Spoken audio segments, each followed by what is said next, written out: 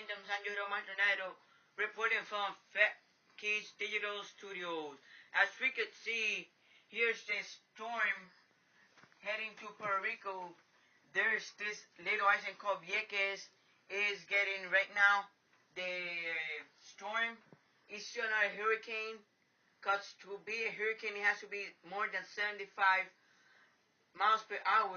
So right now it's 70 miles per hour. At 2 o'clock in the morning, we could define if it's going to be a thunderstorm, a storm, or a hurricane. So right now I cannot predict the future. I cannot predict a lot. But the only thing I could say is that it's heading Puerto Rico at 70 miles per hour. It's destroying his path. And that's all I got covered right now. I'll catch up more later to you with Frankie's Studios. And thanks to Wapa TV America for showing us the model. And thank you. I'm Jodiel Maldonado.